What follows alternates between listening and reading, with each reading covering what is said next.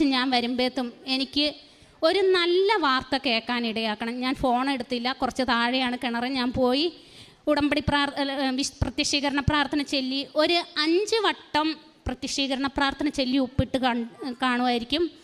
അപ്പോഴത്തേക്കും ഹസ്ബൻഡ് വിളിച്ചു, 195 അടിയിൽ നല്ല വെള്ളമായി എന്ന് പറഞ്ഞു.